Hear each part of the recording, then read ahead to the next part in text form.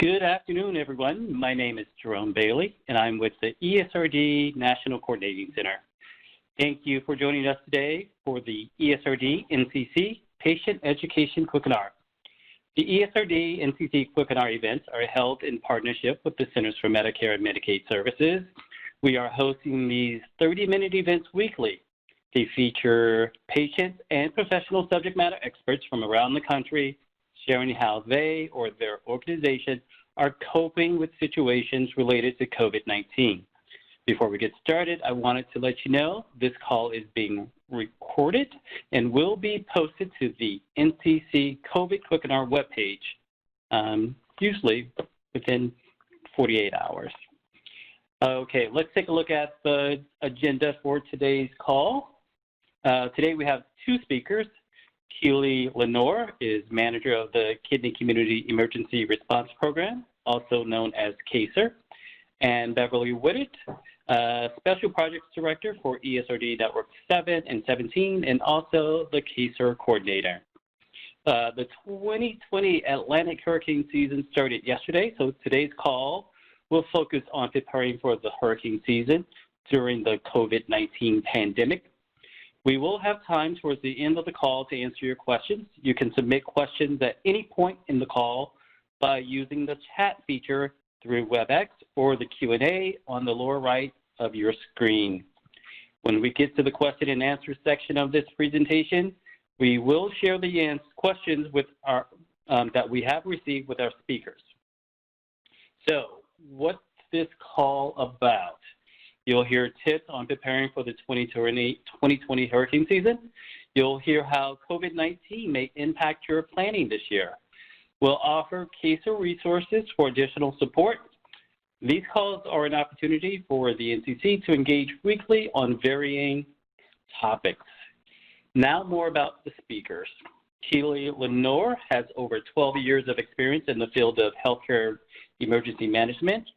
She is experienced in all aspects of disaster preparedness, including planning, training, evaluating, and response. Keely has worked closely with partners from across the country to support the development and implementation, evaluation, and improvement of public health across all phases of emergency management. Beverly Whitted has more than 20 years of ESRD quality improvement and nursing experience, including over 10 years as a clinical nurse manager in an outpatient dialysis setting. She is experienced in ESRD emergency and disaster preparedness and management, and patient and provider education and training. I will now like to turn the call over to Keely and Bev. Thank you both for joining us. Thank you so much, Jerome. I just want to make sure everyone can hear me okay. Yes, we are hearing you. Perfect. Okay. Thank you, Jerome, and thank you to the NCC for allowing KCER to join your Quickinar series today. This is Keely Lenoir. I'm going to start off our presentation today. I also want to thank everyone else that is joining us today to discuss this very important topic. We're going to start today's presentation with a quick video from the National Oceanic and Atmospheric Administration, or NOAA. This video is going to give us just a quick overview of the 2020 Atlantic hurricane season outlook. And before we play the video, just a note, if you're listening on your computer at home or on your telephone, you'll want to turn your computer speakers up to hear this.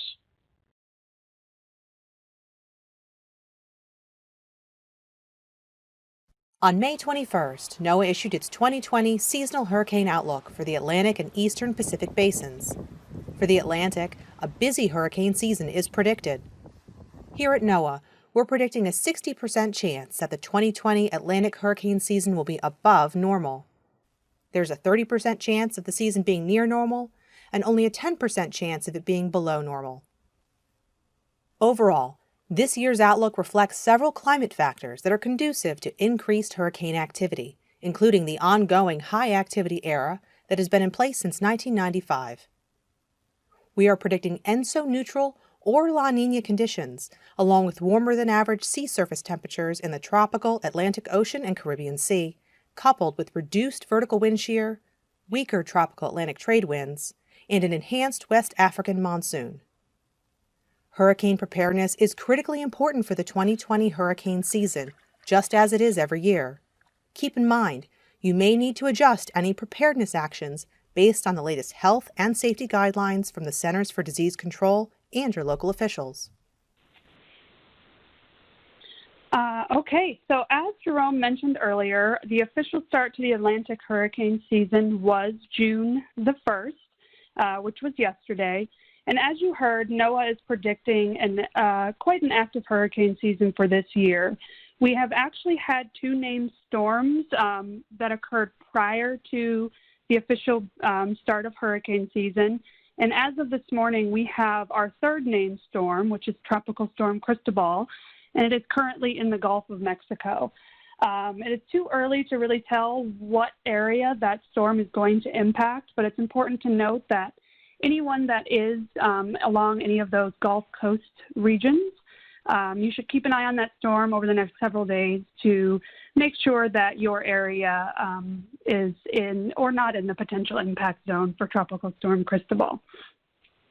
So all that being said, if you have not already started planning, we definitely encourage you to start now. You want to create an emergency action plan. Don't wait until you are in the potential impact zone for a storm to start planning. There are a lot of digital and also documents that can be printed from online that can assist you and walk you through how you can create that emergency action plan for your family. It's also important to understand that your planning this year may be very different because you need to protect yourself from COVID-19. We're going to talk a little bit more about how those plans may change this year due to COVID-19 as we walk through the next couple of slides. So once you have created that emergency action plan, you want to make sure that all of your immediate household members are aware of what the family emergency action plan is. You also want to share that with any family members or friends, neighbors, or even congregation members, or any of those people that may be concerned about you or looking for you after a disaster or hurricane, just so that they're aware of what your plans were and then they know how that they can get in contact with you or locate you in the event that your area is impacted by a disaster. You also want to make sure that you discuss your plans with your dialysis facility. You need to make sure that your facility is provided your correct and up-to-date address and contact information. And then also keep in mind that if you maybe relocate or move during hurricane season, make sure that you do update that contact information with your dialysis facility. They will be trying to get in contact with you after a hurricane to make sure that you're okay and discuss, your options for treatment. So it's very important that they are able to contact you and know where you are located following the impact of the storm. You also want to make sure that you've discussed with your facility what the backup plan is for you to get treatment or access to treatment if your dialysis facility does have to close. And you want to make sure that you have the contact information for both your home dialysis facility as well as your backup facility.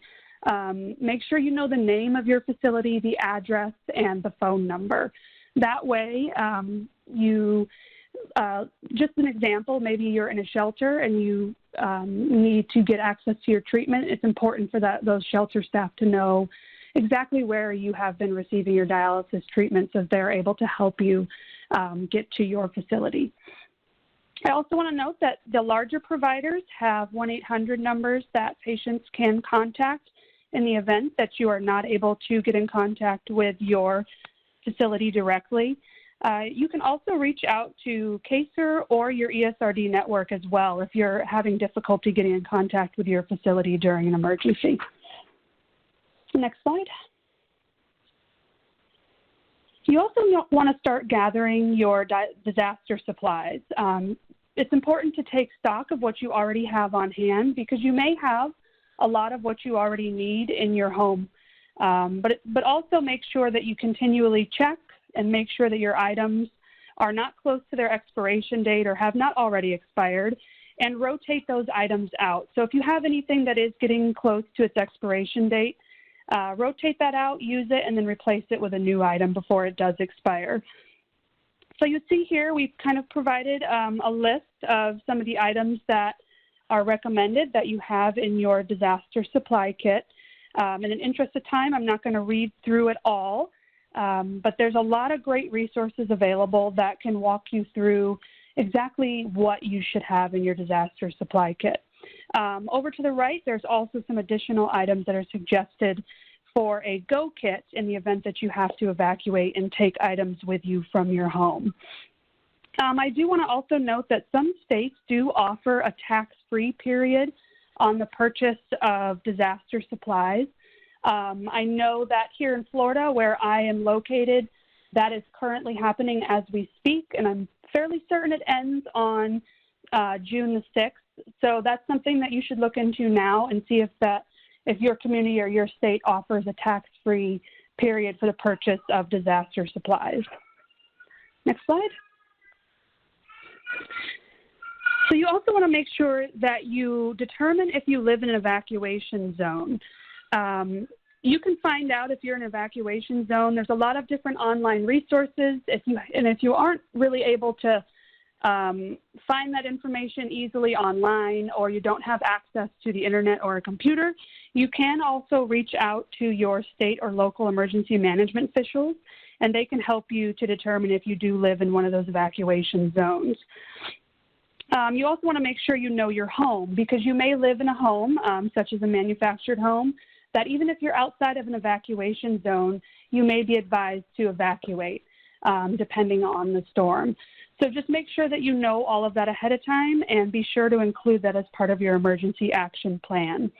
If you do live in an area or a home that may have to evacuate, you want to make sure that you prepare your go kit and have it in some sort of case or rolling bag, something that's easy for you to quickly pick up and take with you in the event that you have to leave your home. You also want to make sure that you not only know where you're going to evacuate to, but plan ahead your evacuation route. Make sure you know several different routes or possible routes on how you can get to your evacuation location. Okay, next slide. So in terms of sheltering, it's important to note that shelter should really be used as a last resort option. If you do live in an area or a home that may have to evacuate, you want to plan to stay with a family member or friend, and even have a backup plan just in case that primary family member or friend is unable to assist you at the time.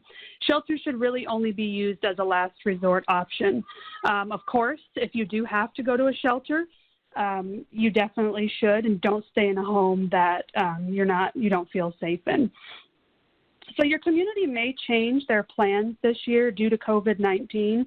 So it's really important to continue to stay informed on any local guidance and any updated plans for evacuations or sheltering. If you've gone to a shelter in the past, or you've looked into what shelter you may be assigned to for your residents, you might want to look into that again, because it's possible that shelter is not going to be available this year due to COVID-19. So the sheltering itself is really done not only on a state level, but from a county or community level. So you really need to look into what plans your specific community has and how those plans may have changed this year due to COVID-19. If you do have to go to a shelter, you want to include items in your go kit that can help protect you and others from COVID-19. So you'd want to make sure you have hand sanitizer, bar or liquid soap, as well as cloth face coverings. And then you also want to make sure you follow any of the shelter policies and procedures that are in place for that shelter that you do evacuate to. There may be some changes to the way that shelter screen those individuals coming in, or you may be required to undergo daily screenings for COVID-19. So there may be some changes or things that you are not used to or haven't seen in the past if you have evacuated to a shelter. So you just want to make sure that you comply with all of those shelter's policies and procedures because those are designed to protect everybody that are in the shelter. And I also wanted to note that most shelters cannot accommodate special dietary needs.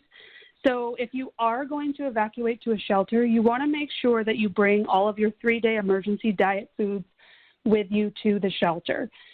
Generally, shelters basically feed everyone that's there the exact same thing. So if they're having turkey sandwiches, everybody's having a turkey sandwich. So if you do have special dietary needs, you need to plan to bring those foods with you. And then one last item I want to note is you also want to be sure that as a dialysis patient, if you do evacuate to a shelter, that you inform the shelter staff when you arrive that you are a dialysis patient. That way they know ahead of time and they can work with you to make sure that you have access to treatment if you do have to stay in that shelter for a long enough period of time where you will need to get to dialysis treatment. Okay, next slide. So some additional items that you can consider when planning for the 2020 hurricane season. You can look into whether or not your community has a special needs or medical sheltering program. Some of these sheltering programs do require you to pre-register and undergo a screening process. So you want to make sure that you look into this now. This is another item that you can reach out to your local or state emergency management officials to find out if this is a program that is offered in your community. But again, there may be some changes to the sheltering programs this year due to COVID-19. So if you are in a community and you have pre-registered in previous years for a special needs or medical sheltering program, you'll want to reach out to them to find out what, if any changes there may be to your sheltering location for this year due to the COVID-19 pandemic. If you are planning to evacuate out of the area, whether you're going to go out of county or even out of state, you want to make sure that you discuss that plan with your dialysis facility ahead of time. That way they can work with you to try to plan for treatment while you are out of the area. You also want to think about whether or not you'll have transportation to your backup facility location if you do leave the area, if you go out of the county or possibly out of state during a hurricane. On that same note, public transportation services may shut down to their normal operations to help assist with hurricane evacuations. So you want to look into making alternate arrangements for transportation. A lot of times the transportation shuts down sometimes 72, 48 hours, somewhere in that time frame before the impact of the storm to help those that are needing to evacuate the area. And as well as just for the 24 to 48 hours after the impact of a storm or until the roads are safe. So you want to make sure that you look into possible alternate arrangements for transportation. You also want to make sure that you make arrangements for your pets. Not all shelters accept pets. So you want to reach out to your local emergency management officials and find out about any pet-friendly sheltering options that they have in your community. A lot of those shelters, just to note, they generally keep the pets in a separate area. Not all of them do, but a lot of times the pets will be kept in a separate area of the shelter. So that's just something to be aware of before you make arrangements to go to one of those shelters. The same goes for if you're going to evacuate to a hotel. You should contact that hotel ahead of time and make sure that it is a hotel that will accept pets, just so that you don't arrive and you have your dog with you and then all the rooms in the area are booked and that hotel won't accept your pet. So it's important to include the pets in all of your planning as well. Next slide. So some of the key takeaways for today is do not wait. Make sure that you prepare now.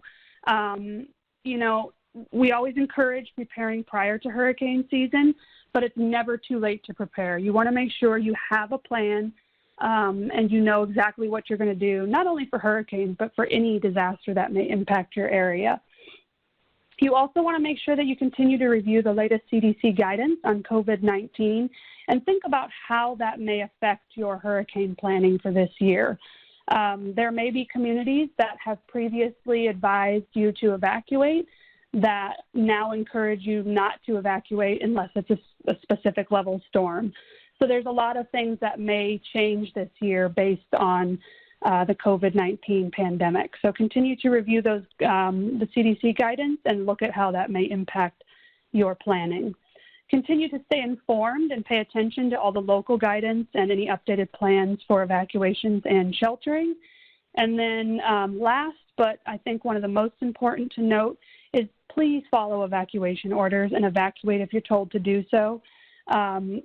It's really important to note that as a dialysis patient, you may need to get access to your treatment. And if you stay in an evacuation zone and your facility's in that evacuation zone, they're going to not only be closed, but you likely won't be able to get any assistance getting out of that evacuation zone and to a shelter for a time frame of anywhere from 5 to 7 days. So you need to make sure that if you are told to evacuate, that you do evacuate. That way you are safe and the officials are able to help you get access to your treatment. Next slide. So we do want to provide you some resources that can help you with your disaster planning. You can visit the KCER website, which is that top one, www.kcercoalition.com. We have a lot of great resources that are specifically designed to assist dialysis patients in planning for disasters. So you can go on there and you'll find a lot of links to not only KCER resources, but additional resources from FEMA, the National Hurricane Center, and a lot of other great resources as well. So a lot of what you see up there, even under the additional resources, you'll find links to those pages directly on the KCER website. Next slide. Okay, so that is all I have. I'm going to turn it back over to Jerome so that he can run through the question and answers. Thank you, Keely. An amazing job. Lots of good information, so we appreciate you being with us. For those of you that have questions, please send your questions, your concerns to all panelists using the WebEx feature. Just send us a chat or use the Q&A feature in WebEx. We did get one question already, and for Keely and team, it says, what happens if people have to evacuate their homes and shelters are the only place to go? What are emergency planners doing to prevent the spread of COVID-19? Sure, I can take that. So it really depends on your community.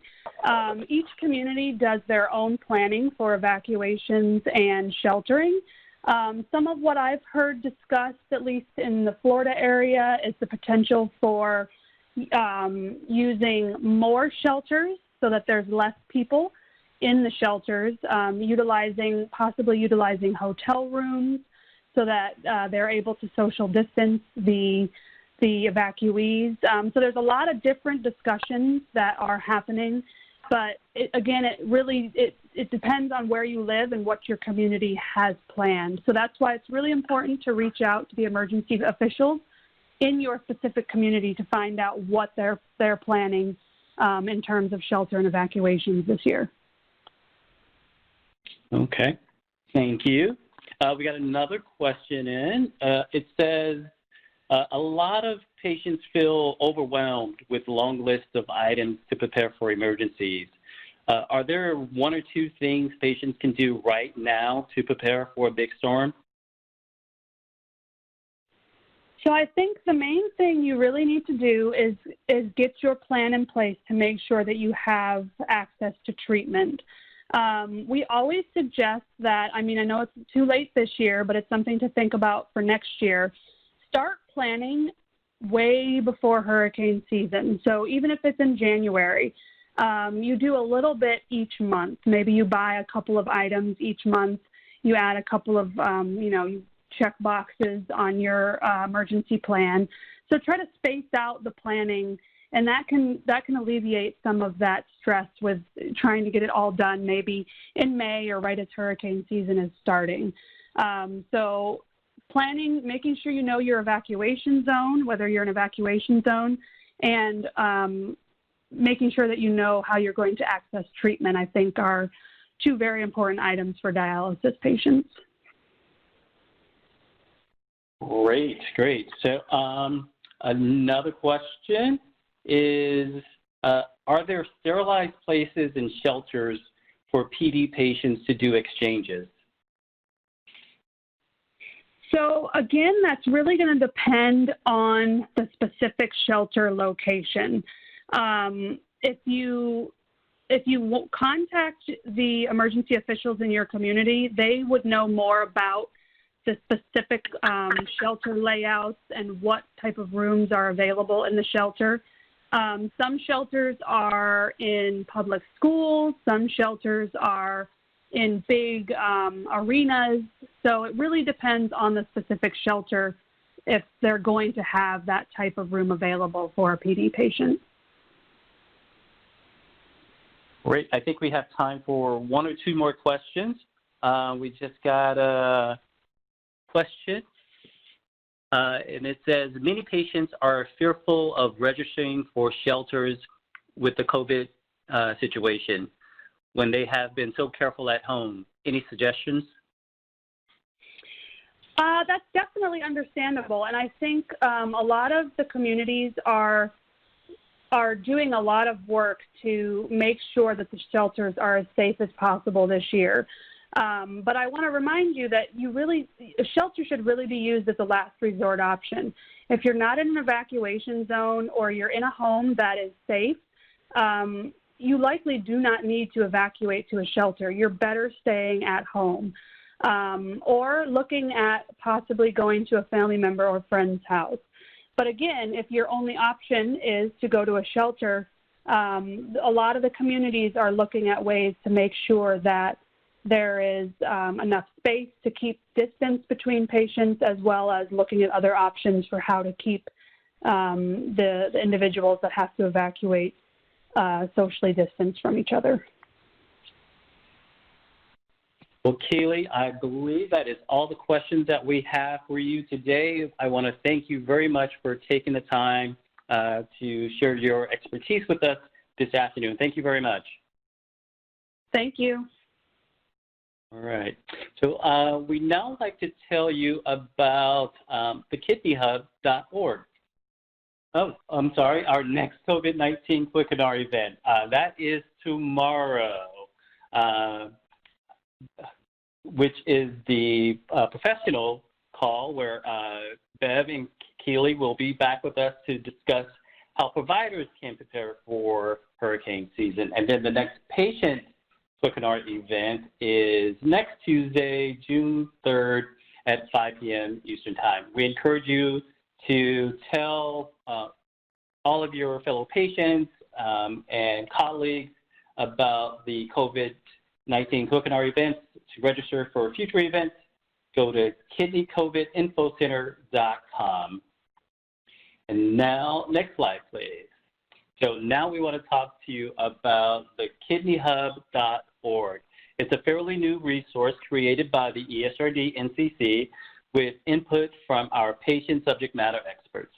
It's a mobile-friendly web tool that has resources for patients and professionals. It has links to COVID-19 information, transplantation, home dialysis, infection prevention, and more. We believe this new web application can help patients and family members make well-informed healthcare decisions. Again, the web app is the kidneyhub.org. Again, thank you all for being with us this afternoon. For additional COVID-19 resources, visit the KCER website at kcercoalition.com. You can also review additional COVID-19 tools at kidneycovidinfocenter.com.